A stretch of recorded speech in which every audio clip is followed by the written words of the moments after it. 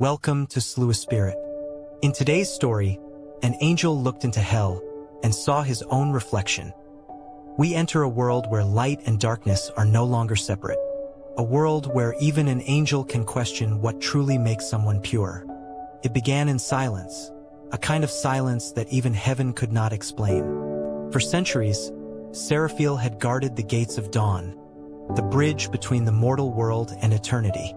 He was known for his purity, his discipline, his devotion. But tonight, something called him, something from below. No angel ever looked into hell willingly. But when the cries of lost souls reached his heart, he couldn't turn away. They weren't cries of evil, they were cries of regret. And that confused him, because angels weren't meant to feel pity for the damned. Yet he did. When Seraphiel descended beyond the veil, he expected fire, pain, and endless punishment. Instead, he saw reflections, shadows moving like memories. The deeper he went, the more he realized these weren't strangers. They were versions of himself. Every doubt, every temptation he had buried under divine duty, stared back at him through hollow eyes. He reached out, and one of them whispered his name. That's when everything changed. Heaven trembled. The golden light flickered, and for the first time Seraphiel felt fear. Had he crossed the line between grace and guilt? Or had he simply discovered the truth heaven never wanted him to see? As he wandered through the burning halls, he began to understand. Hell was not just a place. It was a mirror, a reflection of every soul that refused to face its own darkness. Every angel, every mortal carried a shadow. And the moment you deny it, it grows stronger. He looked again into the fire, and this time he didn't see demons. He saw his own wings, torn, darkened, yet still shimmering faintly with light. The reflection smiled back at him, not with malice, but with understanding. That was when he realized something terrifying.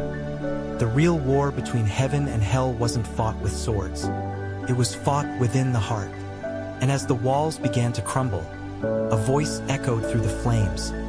Familiar, ancient, and heartbreakingly divine.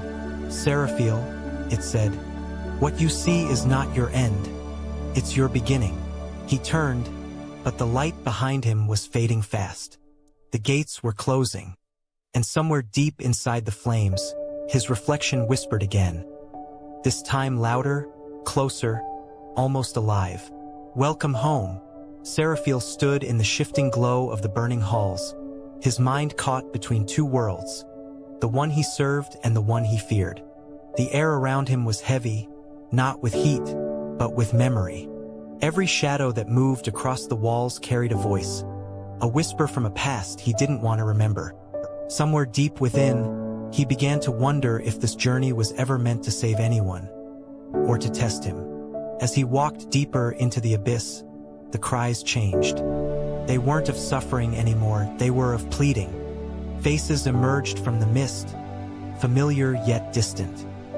He saw a woman he once blessed with hope, now trapped in an endless loop of her own sorrow. Her eyes met his, filled with a question he couldn't answer. Why didn't you save me? Her voice echoed in his mind, cutting deeper than any flame could. It wasn't accusation.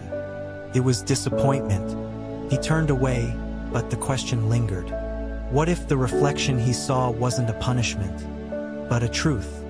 What if angels weren't as pure as they believed? That thought frightened him more than the fire itself. In the distance, faint wings rustled. Not of angels, but something that once was. A figure stepped out from the shadows, cloaked in the faint shimmer of forgotten light. Its voice was calm, almost tender. You came searching for the lost, it said. But what if the one lost is you? Seraphiel's chest tightened. He could feel his halo dimming, the glow fading with every heartbeat. Somewhere, far above, he sensed the watchful silence of heaven. Waiting, judging, perhaps even afraid. The line between light and darkness was blurring fast, and for the first time, he didn't know which side he truly belonged to. The air around Seraphiel began to tremble as the ground beneath him pulsed with light and shadow, shifting like a living heartbeat. Every step he took echoed through the hollow corridors of the abyss, and each echo seemed to whisper his name. The figure before him, the one cloaked in faint, broken light, moved closer, revealing eyes that shimmered with the same divine fire once found in heaven. It was like staring into a mirror of his own lost grace. "You don't remember me, do you?" the figure said softly, its tone calm yet filled with sorrow. "I was the first to fall, not for rebellion, but for doubt." The words pierced through Seraphiel's chest like a memory long buried. He felt something awaken, a truth he had always refused to see. Every angel carried doubt, but to feel it was to risk falling.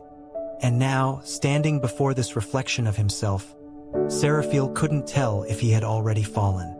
The air thickened as the walls of fire around him flickered, showing glimpses of moments. The day he was created, the vows he made, the faces of mortals he'd once sworn to protect. But the flames twisted those visions into something else, into guilt.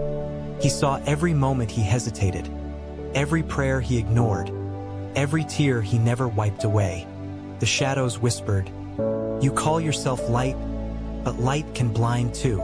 Seraphiel's wings trembled. He looked up, sensing a vast storm above, where heaven's radiance clashed with hell's fire. The two realms were no longer separate, they were colliding, and he stood at the center. A roar filled the darkness, the sound of creation cracking open. The figure smiled faintly, almost kind. "Now," it whispered, "look again, and tell me who you really are." And then the light went out,